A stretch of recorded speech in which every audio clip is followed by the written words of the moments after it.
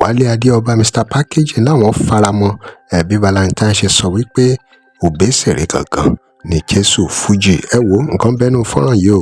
Wálé Adéọba Mr Packaging fọ̀rọ̀ ìkìlọ̀ tó gbóná ránṣẹ́ sí gbogbo àwọn tí wọ́n sì ń ṣe tánàdí Obesere àti Taye Currency, gbogbo àwọn tó jẹ́ wípé Wálé Adéọba ní kódà wọn ò tí ì ní nǹkan kan mọ́ nítorí pé wọ́n fẹ́ build péèjì pé wọn ò tí ì lọ́kadà, wọn ò tí ì ní mọ́tò tó sì jẹ́ pé nítorí pé wọ́n fẹ́ràn olórin kan jù kan lọ wọ́n bẹ̀rẹ̀ sí ní ṣe tánàdí Taye Currency náà ni ó fi wá sọ fún wọn pé kó ṣọ́ra o. Ẹ wo nǹkan tó sọnù fọ́nrán yìí ó lágbára díẹ̀.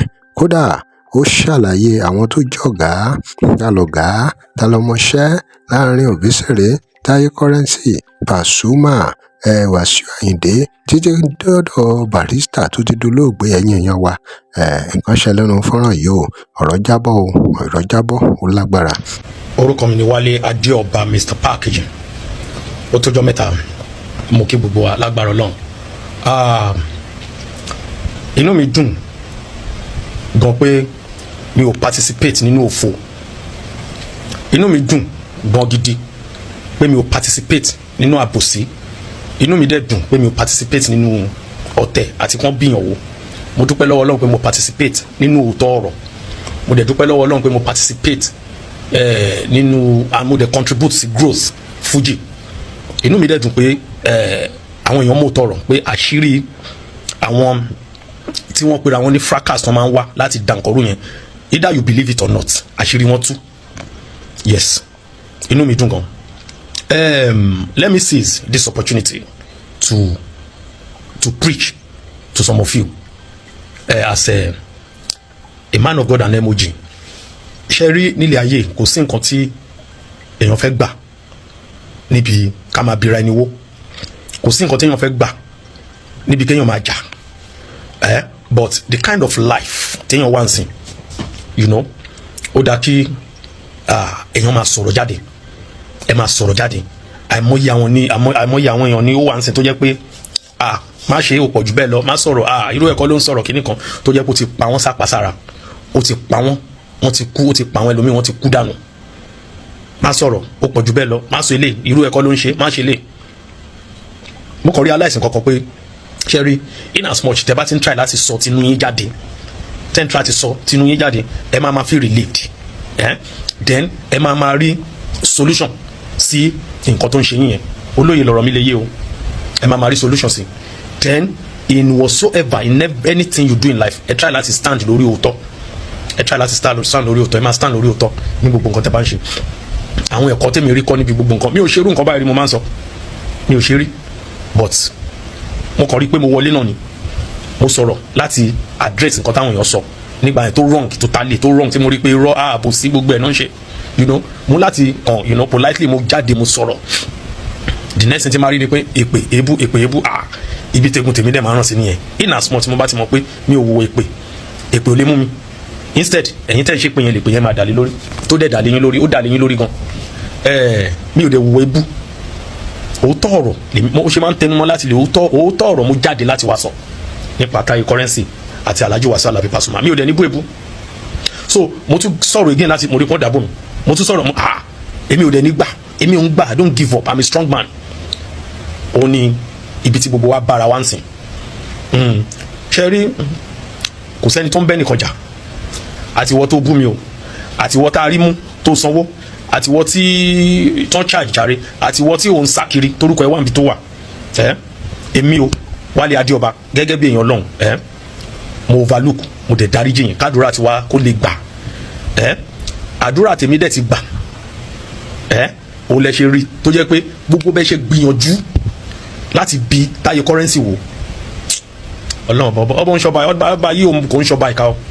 Gbogbo bẹ́ẹ̀ ṣe plan láti redesign ayé ẹ̀ negatively, Ọlọ́run wá redesign ayé ẹ̀ positively. Ẹ wo ayé Currency bó ṣe rí. Ẹ wo ayé Currency bó ṣe rí. Ẹ rí pé ẹ̀rí mú ó ń lọ ni, ẹ̀yin wá ń jábọ́, ẹ wá ń lọlẹ̀. Bíbélì dẹ̀ sọ pé Ọlọ́run ò fẹ́ ikú ẹlẹ́ṣẹ̀ bí kò ṣe kó ronúpìwàdà. Ẹ tún ṣe yẹn tán o, ẹ tún bẹ̀rẹ̀ pẹ̀lú Obesere. Ọlọ́run wa tún gbó Obesere yẹn ga, ó ń gbéga, ó ń gbéga, ó gbọ́nà ẹ̀bùrú wọlé, Ọlọ́run gbọ́nà ẹ̀bùrú wọlé mọ́ yín lára, ó nà yín kóboko, ó falẹ̀ márùn pọ̀, ó ṣe gbogbo nǹkan wá difficult fún yín. Ẹ̀yin tẹ́ sọ pé ẹ fẹ́ gbé ẹnìkan lórí ẹnìkan yẹn, nǹkan wá difficult fún yín gan. But nevertheless, mo sọ lẹ́ẹ̀kan, Ọlọ́run fẹ́ kó ẹlẹ́ṣẹ̀ bí kò ṣe kó ronú pé wàdà. I'm using this opportunity to tell every one of you, all you need to do is just to repent. Ẹ ronú pé wàdà, ẹ ronú pé wàdà, ẹ mọ nǹkan tẹ́ ń ṣe, ẹ mọ nǹkan tẹ́ ń ṣe, ẹ mọ bẹ́ẹ̀ ṣe ń plan láti bìyànwó, ẹ mọ nǹkan tẹ́ ń ṣe, ẹ dẹ̀ ti ń ṣe tipẹ́, but this time around Ọlọ́run dojú tì yín bẹ́ẹ̀ fìdí rẹmi. Kò yé yín, tẹ́ bá wá kọ̀ tẹ́ ẹ ronú pé wàdà, ẹ máa kàn dín nínú yọ̀ kékeré lè tẹ́ ti ń kàn, wèrè la fi ń wèrè tẹ́ ro pé máa jábọ́, ẹ rí pẹ́ tún fìdí rẹmi. Gbogbo yín ti sáré gbégbá àbòsí, ẹ ti sáré èyí tó wọ aṣọ wa ṣe ń fi ṣe yẹ̀yẹ́, ẹ mọ̀ pé promotion lẹ́ ń ṣe. Ọlọ́run dojú tì yín gan, Ọlọ́run fún yín lẹ́gba. Ìbọn Taye currency bá yín pòpòpò, ìbọn Obesere náà bá yín pàpàpà. Pé mi ò fi ń ṣe yẹ̀yẹ́, honestly mi ò fi ń ṣe yẹ̀yẹ́, because èyàn ẹlẹ́ran ara ni mí, èyàn ẹlẹ́ran ara ni yín, mi ò lè bìdúrà pé kẹ́ ẹ jábọ́, ẹ dẹ̀ ní jábọ́, ìyẹn tẹ́ bá ronú pé wàdà. Àti wọ́ bọ́ọ̀ kan tó ń lọ kiri ń sìn ìfẹ́ àbíkí náà pé tó ń gbé gòdùdú lójú yẹn, ó kéré láti bí Obesere wó. Wàá kọ́ kó bá Pasuma ni, ọmọ tí wàá ṣe kó bá àwọn èèyàn máa jáde, wọ́n á máa àwọn ìtàn pọ̀ ńlẹ̀. So abẹ́ta kò dákẹ́ tó bá fẹ́ ṣe content mi lọ ṣe, ọmọdé yìí ní ibo ló ti dé, wàá kàn gbégun ayérayé àti pèsè orí tí Ọlọ́run ní wo, wàá ṣe wàhálà, mi ò ní sọ pé bóyá kò sí, wàá ṣe wàhálà gidi, wàá kó bá àwọn àrọ́mọdọ́mọ ẹ, result tó máa mú wá nìyẹn. Kò lè ṣàwá because àwa wá tún ṣe ni, wàá jáde tàì jáde, gbogbo nǹkan tó Obesere ti ṣe ní ayé ẹ̀ wọ́n fẹ́ máa pàtàn irọ́, wọ́n fẹ́ máa ṣó mọ́ pa ọ̀rọ̀ pa àwọn èèyàn sún ọ̀rọ̀ pé wọn mọ̀ tọrọ nítan olówó àlẹ́nu ẹ̀ kí ló mọ̀, kí ni èjì ẹ̀ ìwọ bọ́ yìí kan tó ń gbé goran sojú báyìí, ó ṣe ẹ̀kẹ́ ẹ̀ tóbi báyìí, má jẹ́ ń bú ẹ torí mo wá preach fún yín ni. So ẹ lọ ronú pé wàdà o, ẹ lọ ronú Matthew 19:26 tẹ bá wà pa ìsàlẹ̀, ó sọ pé but with God, ẹ lọ kà gbogbo wà pa ìsàlẹ̀ Matthew 19:26, but with God all things are possible. Ṣùgbọ́n pẹ̀lú Ọlọ́run ohun gbogbo ní ṣíṣe, ohun gbogbo, kò sí nǹkan tí Ọlọ́run ò lè ṣe. Kọ́nà bàmá náà yín nípasàn, ẹ má ti torí pé ń gbèjẹ nìkan kẹ́ wá igun ayérayé sórí ara yín àti àwọn ọmọ yín àti ìrandíran yín. Ẹ má torí pé ẹ ń gbèjà ẹnìkan, ẹ fẹ́ jẹ́ èèyàn gidi lórí ẹni tí ó mọ̀ yín rí, ẹ fẹ́ ṣe bí pé ẹ̀yin náà wà ń bẹ̀, ẹ fẹ́ build page, káyé yín kó bàjẹ́ ju bó ṣe wà lọ, because mi ò rí nǹkan kan dáadáa nípa yín. Ẹ má bínú o, mi ò gbogbo yín tẹ́ ń sọ̀rọ̀, mi ò rí nǹkan dáadáa kan nípa yín. Kò ń ṣe pé mọ́tò lẹ́ ń gùn, kò ń ṣe pé bóyá ọ̀kadà lẹ́ ní, ẹ wá bẹ́ẹ̀ bí tẹ́ ń jókòó sí, ayé yín ò tí ì wà pa, ìmáláyé yín ò dá, so ẹ wá bí ayé yín ṣe máa dà, tẹ́ ṣe máa rà gba rere fún àwọn ọmọ yín, kẹ́ jókòó nu èsì, kẹ́ bọ́ láti nu èsì sí èsì. Ṣáyé ayé jíjẹ kò wù yín ni, ayé kẹ́ wà pa ṣé kò wù yín ni.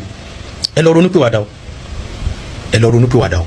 I won't tell you more than that. Taye currency, ẹ kọ ọ̀rọ̀ mi sílẹ̀, kò sí nǹkan kan tẹ́ lè fi ṣe mọ́, ó tiẹ̀ ti jẹ lọ náà, jẹ́ ń gbé currency sẹ́gbẹ̀ẹ́. Obesere kò sí nǹkan kan tẹ́ lè ṣe lọ fún mọ́, jẹ́ wá já yín sí. Jésù Fuji ni Valentine ti sọ, ó ní Jésù Fuji l'Obesere bó ṣe jẹ́ gan nìyẹn. Jésù Fuji, Jésù ẹ tún gbọ́ dáadáa, Valentine Fatai Valentine, Jésù Fuji ni wọ́n dẹ̀ ti endorse ẹ̀ bó ṣe rí nìyẹn. Lágbára Ọlọ́run á dá fún everybody, ẹ má jẹ́ ń ṣépè fún yín, iṣẹ́ ọwọ́ yín á dẹ̀ bí yín léèrè, á dẹ̀ ṣe ìdájọ́ fún yín, kò jù bẹ́ẹ̀ lọ. Wálé Adéọba lórúkọ mi lẹ́ẹ̀kan sí Mr Packaging, lágbára Ọlọ́run kò ní bàjẹ́, èmi dáríjì yín, kí ni àwa tá ní adarí àti jẹ lọ́sọ̀ọ́, kí la fẹ́ máa bá yín jà, adáríjì yín, ẹ pẹ̀lẹ́ ẹ má ṣe bẹ́ẹ̀ mọ́. God bless everybody, ẹ ṣe dàbọ̀. Wàsíù Àlàbí Pasuma ẹ wọ́nu wọn, bẹ́ẹ̀ dẹ̀ wọ́nu wọn, akínyín, Obesere akínyín o, currency akínyín, because three of you are the bone of contention, kò ṣe yín. Obesere ọ̀gá Paso ni, kò sí nǹkan kan tẹ́lẹ̀ ṣe sí.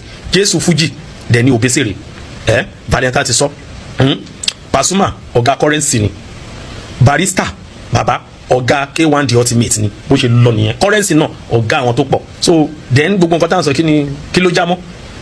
God bless everyone, ẹ ṣé, ó dàbọ̀. tó òun náà nìyẹn ẹ̀yin èèyàn wa, kí lè ròyìn ẹ̀dá sí ẹ ti gbọ́ gbogbo nǹkan tí Wálé Adéọba sọ yìí, pàápàá bó ṣe fi ọ̀rọ̀ ránṣẹ́ sí gbogbo àwọn tí wọ́n fẹ́ bi Obesere àti Taye currency ṣubú, àti èyí tí Valentine náà sọ pé Obesere náà ni Jésù Fuji, ṣé bó ṣe rí náà nìyẹn. Ẹ dá sí, ẹ drop comment and remember to like, share and follow us. Thanks for watching. I love ìpolówó ọjà fún ìpolówó ọjà WhatsApp number page.